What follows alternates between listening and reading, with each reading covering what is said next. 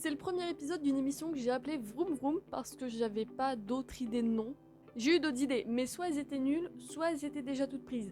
Du coup, je vous laisse faire des propals en commentaire parce que j'avoue que Vroom Vroom, ça sonne pas spécialement bien. Mais vu qu'ici on va parler de tout ce qui fait Vroom Vroom, je me dis que c'est pas si bête que ça non plus. Donc pour ce premier épisode de Vroom Vroom, vous l'avez lu dans le titre, sinon vous auriez pas cliqué sur cette vidéo, mais on va parler de la grève de 1982. Donc non, ce n'est pas la grève des moteurs Renault, ils font pas tout le temps grève, et non, il n'y avait pas que des Français à cette époque, il y a d'autres gens qui font grève. C'est un truc bien français, mais pas que.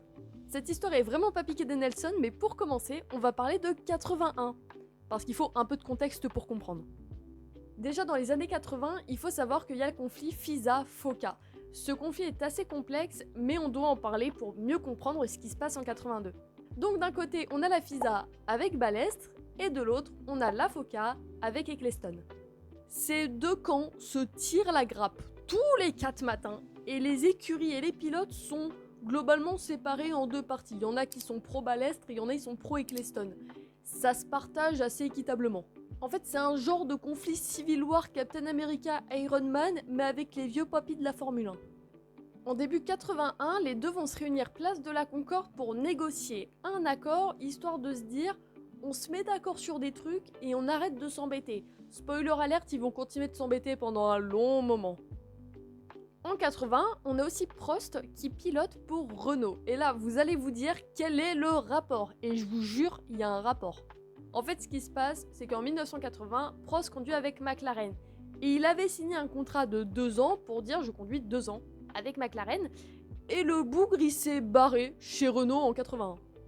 Alors c'est pas le premier qui fait ça, ce sera pas le dernier non plus, mais on va dire que c'est un élément supplémentaire qui se rajoute à cette montagne de trucs pas cool dans la Formule 1.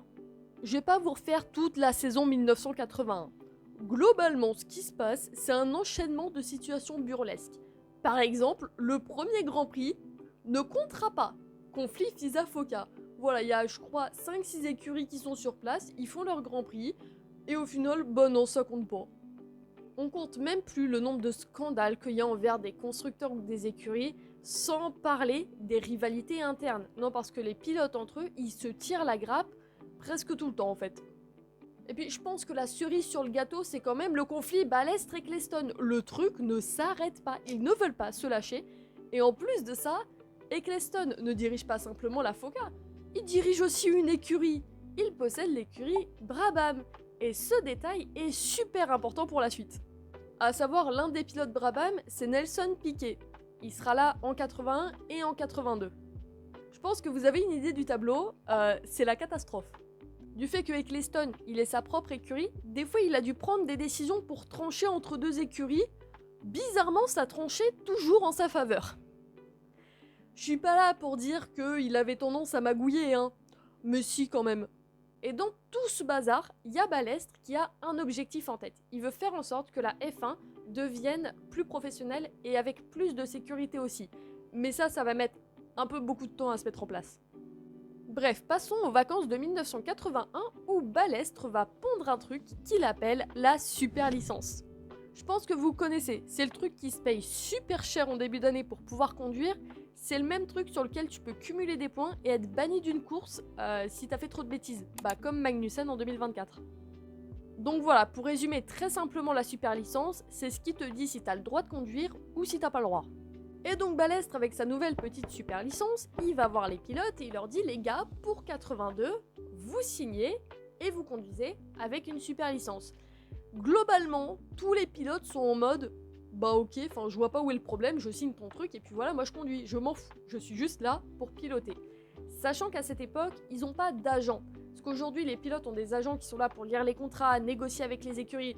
À l'époque, il y en a pas, hein. C'est les pilotes qui se décident tout seuls. Ça commence à arriver, mais c'est vraiment pas assez répandu. En 82, il me semble qu'ils sont 30 ou 32 pilotes. Ça fait un paquet de pilotes.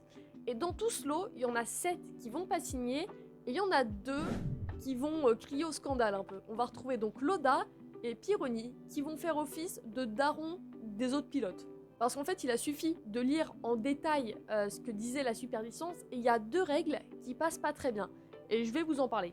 Alors, je vais lire mes notes pour être sûr de pas dire de bêtises. L'article 1 stipule que la super licence n'est valable qu'une seule année, renouvelable, et qu'elle est conditionnée au fait que les pilotes précisent la durée de son contrat avec son employeur. Qu'est-ce que ça veut dire? On va prendre un exemple afin que tout le monde comprenne bien. Prenons Prost, en 80, qui signe avec McLaren pour 2 ans. La première année, il conduit avec eux, sa super licence lui est donnée. Tu peux y aller, conduis avec McLaren. L'année se finit, on lui reprend sa super licence, et la deuxième année, il doit revenir avec McLaren, vu qu'il a signé 2 ans. Dans ce cas-là, on lui donne encore sa super licence. Globalement, c'est pour que les pilotes arrêtent de se barrer comme ils le veulent.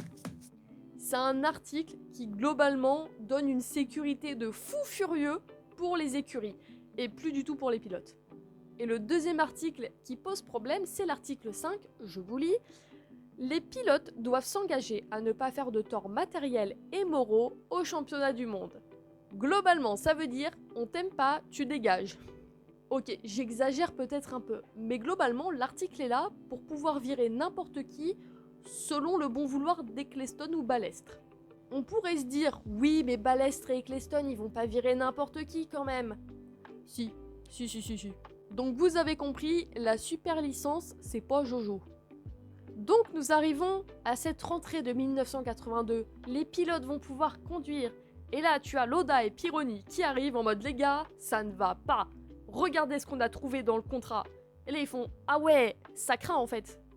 Donc tous les pilotes, ils se mettent à rédiger des lettres en mode au final, on veut pas signer votre truc, on est en désaccord. Ils envoient tout ça. Les pilotes refusent la super licence. Le problème, c'est que quand ils font ça, on est genre le mardi et il y a GP le dimanche. Voilà. Le problème, c'est que les pilotes, ils font ça, mais la FISA et la FOCA, ils sont pas d'accord, hein. Eux, ils restent sur leur position, ils sont en mode bah, vous voulez pas signer, vous conduirez pas. C'est un peu une guerre qui se déclenche au pire moment possible. Du côté des pilotes, ils vont choisir Pironi afin de gérer les négociations, sachant que c'est le président du GPDA. Qu'est-ce que c'est le GPDA? C'est le truc pour que les pilotes ils puissent dire pas content, révolution. Et je l'ai super bien résumé. Donc nous sommes le mercredi, et là c'est les négociations. D'un côté il y a Pironi, et de l'autre il y a Ecclestone et Balestre. Ça tire à balles réelles. Non je rigole, ils ont pas des fusils, arrêtez de croire tout ce qu'on vous dit.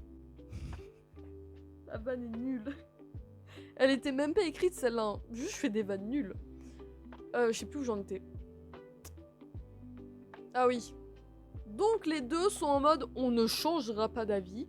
Conclusion, Pironi balance une bombe et il dit de toute façon si vous refusez, bah nous on fait grève. Donc nous sommes le jeudi matin et tous les pilotes embarquent pour une colonie de vacances. Tous? Non. Un pilote résiste encore et toujours à l'envahisseur. Non, je déconne, il a juste loupé le bus. Nous retrouvons donc Joren Mass, seul, abandonné sur le circuit alors que tous les autres pilotes se barrent à 30 km. Ainsi isolés, les pilotes vont pouvoir réfléchir sans avoir la pression des médias, la pression du public, la pression de leurs écuries, la pression de Balestre ou même la pression d'Ecclestone. Ils sont tranquilles. Le soir même, ils décident de renvoyer Pironi au front pour qu'il tente de négocier une dernière fois avec la FISA et la FOCA. Mais bon, on va pas se mentir, ça mène pas à grand chose. Enfin, je dis que ça mène pas à grand chose, mais il y a quand même des décisions qui sont prises. Vous vous souvenez d'Ecclestone? Ouais, le patron de Brabham. Bah, il va virer ses 2 pilotes. Patrese et Piquet, c'est ciao.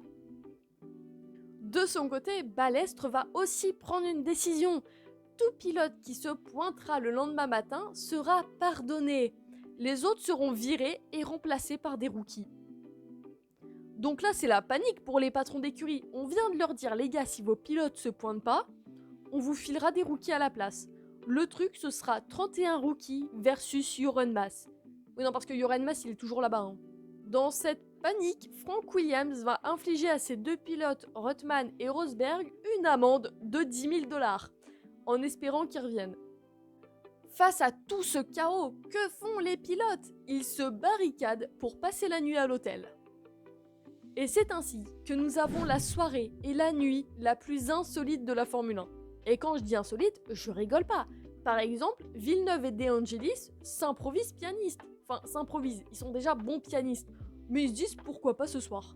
se joint à eux un autre pilote qui s'est dit bah moi je sais jouer de la batterie, go. Et il sait pas un peu jouer de la batterie, il sait très bien jouer de la batterie, il a déjà enregistré avec le groupe ABBA. Cette anecdote ne servait à rien, mais vous le savez. Il y a un autre pilote, Gatsiomeli, je sais pas si ça se prononce comme ça, voilà comment ça s'écrit, qui va improviser des sketchs. Alors on pourrait se dire, oh des sketchs c'est sympa, il va se moquer de Balestre, de Eccleston, ça va mettre de la bonne ambiance. Ouais mais non. Lui il s'est dit, et si je leur apprenais à construire des bombes artisanales? Le truc ça va finir en Révolution française, ils vont couper la tête de Balestre et d'Eccleston, on va rien comprendre. Et lorsqu'on leur ramène des matelas pour passer la nuit, une petite situation rigolote a lieu.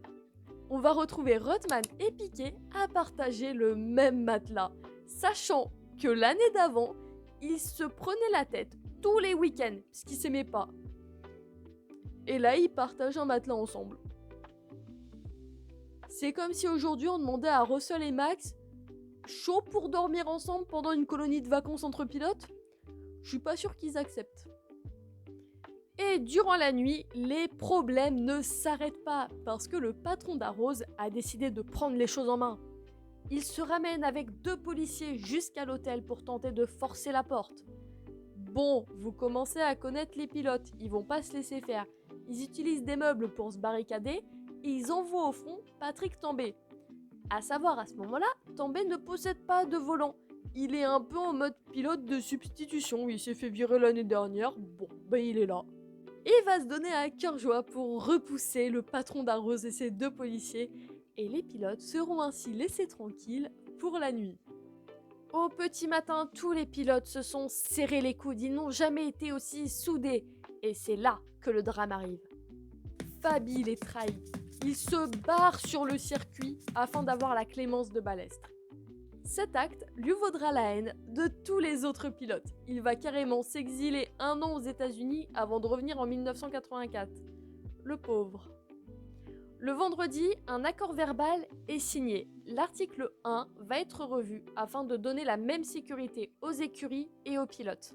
Ainsi, tous les pilotes peuvent participer dans la joie et la bonne humeur aux essais. Quoi? Comment ça, il y a un autre problème? Eh ouais, il y a toujours d'autres problèmes. Et devinez qui cause un nouveau problème? Eccleston, pour ne pas changer. Il va dire que Piquet ne peut pas conduire. Le pauvre a passé une nuit si désastreuse. Comment voulez-vous qu'il prenne le volant? Aïe aïe aïe, tout ça juste pour pas qu'il conduise. Et c'est là que nous avons un nouveau personnage principal qui rentre en scène. Villeneuve. Il va rassembler tous les pilotes et dire si Piquet ne conduit pas, on se remet tous en grève. Bon Eccleston il va pas résister, il va faire passer la visite médicale à Piquet et il pourra conduire. Le GP a lieu, il se finit et on peut croire que c'est la fin de tous ces problèmes. Et non! Balestre va tenter d'infliger une amende à tous les pilotes pour leur comportement, sauf à 3 qui sont forcément Mas qui était bloqué sur le circuit, Fabi qui est revenu et Anton. Mais c'est qui ce Anton? Qu'est-ce qu'il fait là? Et en fait ce gars, il s'est fait virer l'année dernière. C'est Fabi qui a pris sa place. Mais il était quand même sur le circuit au cas où.